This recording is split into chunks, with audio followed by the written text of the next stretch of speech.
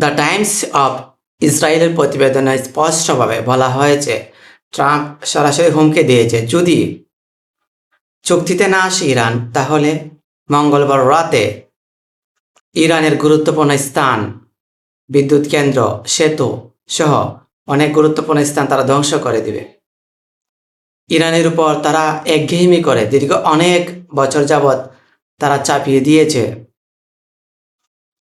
এমন বোঝা চাপিয়ে দিয়েছে যে তাদের সাথে কেউ ব্যবসা বাণিজ্য লেনদেন কেউ কিছুই করতে পারবে না।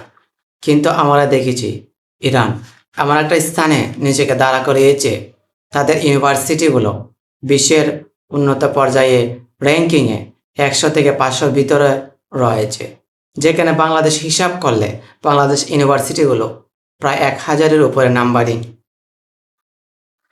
ইসরায়েলের মধ্যে গুরুত্বপূর্ণ যে ইউনিভার্সিটিগুলো রয়েছে ওইগুলোর মধ্যে আমেরিকা এবং তার বন্ধু ইসরায়েল ইহুদি রাষ্ট্র তারা আক্রমণ করে সেই গুরুত্বপূর্ণ স্থানগুলো ধ্বংস করে দিয়েছে। তারা চাচ্ছে এই জাতিকে মেধাশূন্য করে দিতে। পৃথিবীর বুকে এমন নজির অনেক রয়েছে, কখনো কোনো জাতিকে মেধাশূন্য করা যায় না।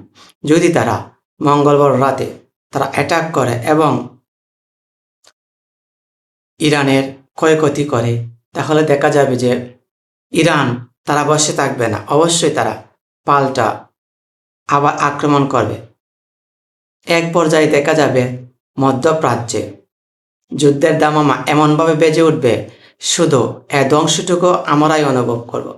আমাদের মুসলিম যে রাষ্ট্রগুলো রয়েছে প্রায় রাষ্ট্রগুলো ধ্বংস হয়ে যাবে, কারণ ইরান তাদের বুদ্ধিমত্তার পরিচয় দিয়েছে এমনভাবে তাদের কাছে এমন কিছু অস্ত্র রয়েছে যেগুলো তারা এখনো প্রকাশ করেনি। শুধু যারা ইন্তেকাল করেছে বা যারা এখনো ক্ষমতায় আছে তারা শুধু বলেছে তাদের কাছে এমন কিছু অস্ত্র রয়েছে যা চমক দেখাবে।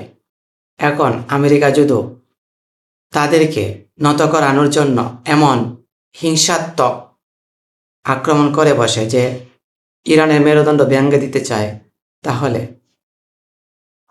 পৃথিবী আজ কোথায় গিয়ে দাঁড়াবে?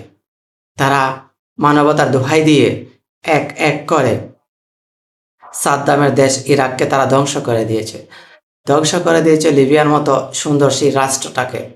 তেমনইভাবে তারা কিনা তাদের উপরে আক্রমণ করতে চায় যে মুসলমান জাতি, যে কিনা মাথা উঁচু করে দাঁড়াতে চায়, তাদের মেরুদণ্ড ভেঙে দিতে চায়।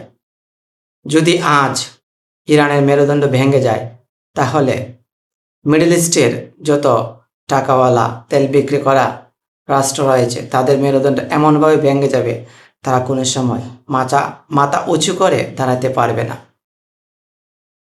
মিডল ইস্টের কাছে রয়েছে কালো সোনা, কিন্তু সেটা দিয়ে তারা শুধু ভোগ বিলাসী জীবনযাপন করছে।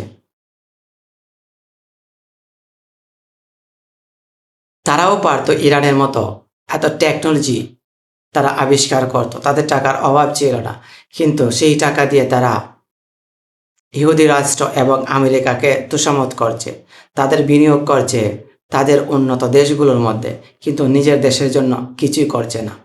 এটা আমাদের মুসলিম উম্মার জন্য খুবই লজ্জাজনক একটা বিষয়।